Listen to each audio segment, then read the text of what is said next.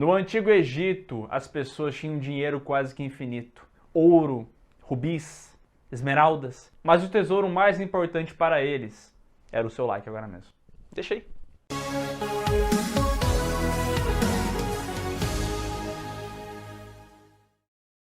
Aqui um pouco de filme, a gente falou da janela de lançamento do Bom Tem Medo, né? E aí me lembrou de outro projeto muito recente, que é o Dungeons and Dragons Honra Entre Rebeldes. Certeza. A gente assistiu esse filme aí, inclusive foi a cabine onde a gente encontrou o Dali. Putz. E assim, cara, ele é um filme divertido pra quem gosta de Dungeons and Dragons, acho que super funciona. Pra quem tá procurando só um filme de aventura, também acho que funciona. Mas a gente gravou um podcast aqui com o pessoal da Paramount Pictures Brasil e eu lembro de ter feito pra eles a pergunta: vocês não têm medo do Mario? Como é lançar esse filme junto com o filme do Mario?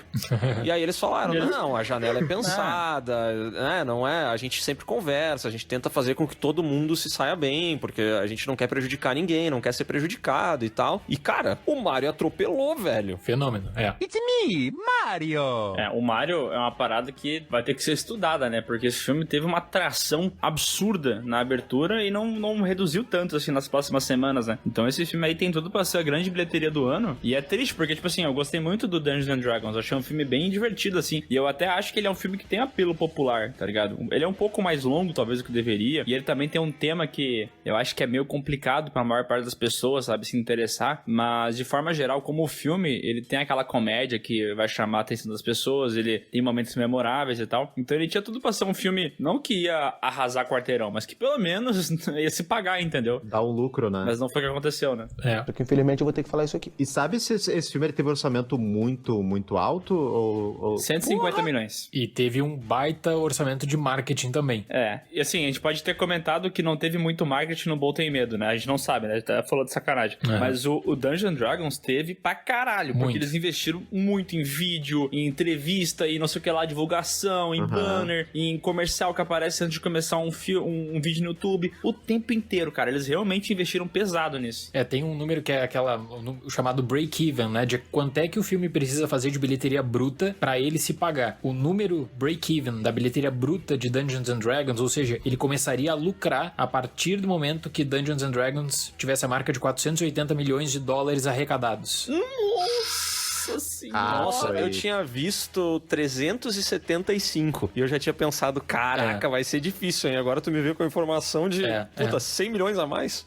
Tu junta o marketing disso tudo e aí, no momento que a gente tá gravando aqui, eu tava até vendo no Box Office Mojo, 180 milhões de dólares pra um filme que só de custo tem 150 milhões de dólares, né? E aí, lembrando como é que funciona a questão da bilheteria. O número bruto de bilheteria não é o número que vai pro estúdio. Assim, dá pra resumir basicamente, daquele número de bilheteria que a gente conhece, que a gente vê de qualquer filme, 50% vai pro estúdio, 50% pro exibidor. Isso muda de acordo com o país e tal, mas geralmente 50-50, pra facilitar, né? Então, nesse caso de Dungeons and Dragons, eu também fiquei pensando assim, poxa, eles conseguem fazer uma introdução ali pra te trazer facilitadores para te apresentar, porque essa franquia no cinema ela precisava de um reboot, não dava para você aproveitar nada daquele filme de 2000, óbvio, né? Então eles fazem isso, só que pra base de franquia inicial tá bacana, mas 150 milhões de dólares é muita grana, E era mundial que tu falou aquele número? Qual? O valor, você falou 180 que ele arrecadou, é isso? Mundial. Mundial, Nossa, não, aí... Que é muito baixo. Acabou a franquia. Até eu posso falar assim que eu tava observando,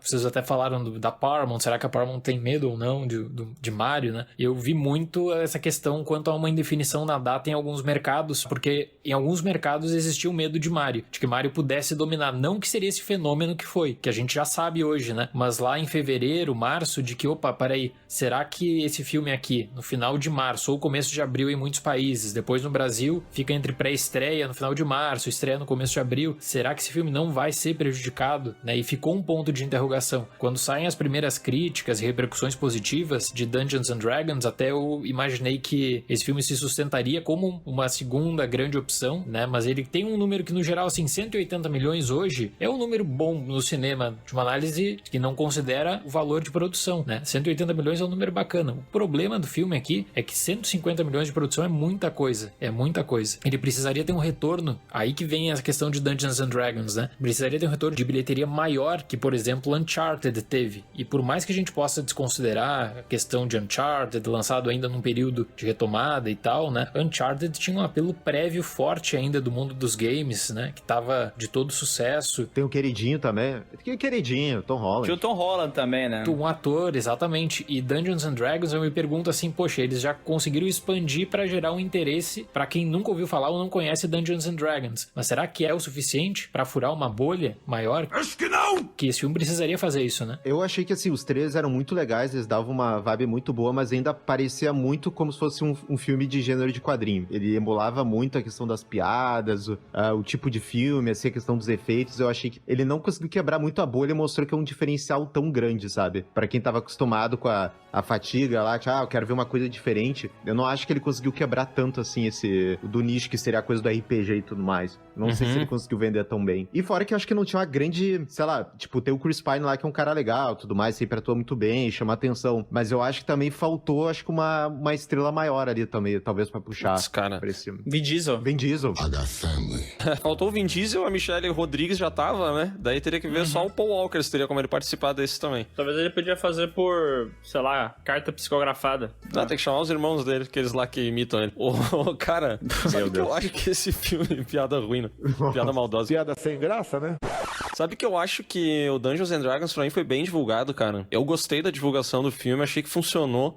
Pra mim ele conseguiu, via trailer, dar uma introdução, né? Apresentar esse assunto RPG que é tão nichado de uma maneira bem palatável. Eu achei que ele foi bem nesse aspecto, sabe? Pra mim é o caso de um filme que, como a gente falou naquele podcast aqui há, sei lá, um mês, ele tava numa janela de lançamento que me parecia muito desfavorável. Mas é aquilo, né? Era o nosso chute, assim. Eu e o Miguel, a gente comentava sobre isso, tipo, beleza, Dungeons and Dragons é conhecido, mas é nicho, né? E a janela tá complicada, não sei se era um bom momento e tal. E pra gente, talvez tenha sido surpreendente ele fazer tão pouca grana, mas não foi surpreendente ele não fazer tanto dinheiro quanto talvez a gente gostaria que fizesse, né? Até pra franquia ter uma continuidade no cinema e tal. Eu não vejo como um caso muito surpreendente, assim. Mas vocês têm algum outro filme, além desses que a gente já mencionou, que vocês olharam, ou que vocês olham, caso ainda não tenha sido lançado, e que vocês pensam assim, puta, isso aqui não tem como dar certo. É um fracasso anunciado. Vai dar errado. Eu tenho um caso recente de um gênero que eu adoro, que é o gênero histórico, de um filme que custa 100 milhões de dólares. O Último Duelo, de 2021. Do Ridley Cara, Scott. é verdade.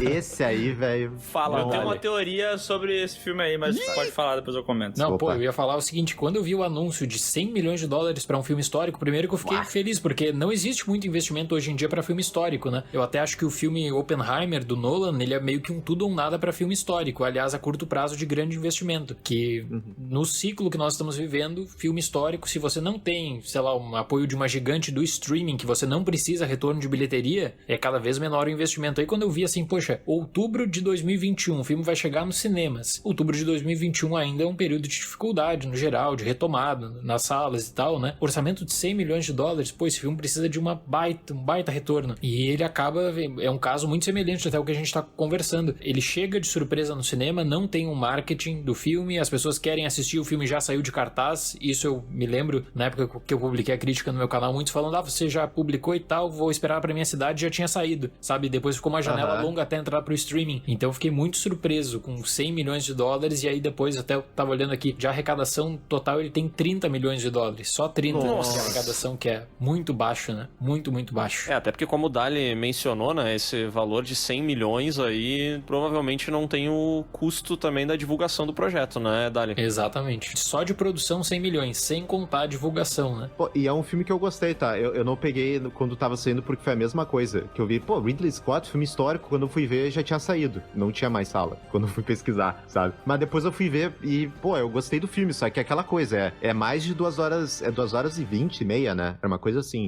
Pô, e é um filme histórico, assim, tudo mais, mas, pô, eu lembro de ter gostado bastante desse filme aí. Eu gostei bastante. Eu até curti o jeito que a narrativa desenrola, né? Mostrando que cada história revisitada de acordo com o ponto de vista de um personagem, ela vai mudando, né? Tem alguns detalhes de edição, cortando cenas que um personagem não viu e o outro viu, e isso eu achei muito foda, sabe? Como uma mesma situação pode ser encarada de várias maneiras, né? Exato. Achei isso um tato foda do Ridley Scott enquanto diretor e de quem trabalhou na edição do filme, né? Agora, minha teoria que eu tinha dito é que eu acredito realmente que não tem mais palco pra filme histórico no cinema. Pelo menos não um filme blockbuster. Porque se tu pegar um retrospecto dos últimos anos de filme de espada, que eu gosto de falar, e pegar, sei lá, o filme do Rei Arthur, aquele do motoqueiro... Sim, do Sons of Anarchy. Do Guy Ritchie? É, do Guy Ritchie. Pegar Nossa, teve esse filme aí, pegar o Robin Hood também do Ridley Scott, pegar o filme dos Três Mosqueteiros, pegar o filme do Último Duelo, e for pegar todos os filmes dos últimos anos que teve um grande orçamento e é histórico, período medieval e tal, ou um pouco posterior, tu vai ver que a grande parte desses filmes realmente não faz dinheiro, entendeu? Não dá certo, não tem como. Eu acompanho bastante essa questão de filme histórico e eu vou te falar assim, se não tá vinculado hoje em dia a uma produção de streaming, ninguém tá fazendo com grande investimento. Por isso que eu acho que o filme do Nolan, Oppenheimer, ele meio que, se o Nolan não conseguir prosperar, e é o Nolan, né, com um filme histórico, que ele precisa gerar um interesse ainda no Oppenheimer, pra quem não conhece Oppenheimer, as questões quanto à bomba atômica, né, se o Nolan não conseguir, no contexto atual ninguém vai conseguir. E eu vejo cada vez menos investimento, assim, pensado pro cinema, sabe? E pra filme histórico, você precisa de investimento em cenário, figurino, isso tudo é importante. O Último Duelo teve um baita investimento em figurino, faz a diferença. É muito foda. Mas olha o prejuízo que dá também, né? Cara, o filme O Último Duelo é lindo. Muito bonito. Tipo assim, o trabalho que eles tiveram pra recriar os castelos, as paradas, cara, é muito foda. Claro que tem uma outra coisa que não faz o menor sentido, tipo, na batalha final, os guerreiros lá na justa utilizando um capacete que protege só metade do rosto. Pô, não é maneiro. É maneiro. É maneiro, mas tipo assim, uma incongruência histórica absurda, né? Mas tudo bem, foda-se, tanto faz, né? Foda-se. É só um detalhe pra quem realmente gosta de ir atrás de figurino fiel e tal. Mas é uma parada que os caras tiveram um custo absurdo pra fazer e foi um fracasso. E olha, não é o diretor que vai conseguir matar isso no peito, porque o Ridley Scott tá aí na indústria há muito tempo. E mesmo tendo um renome foda, não garantiu um dinheiro pra esse filme, né? Exatamente.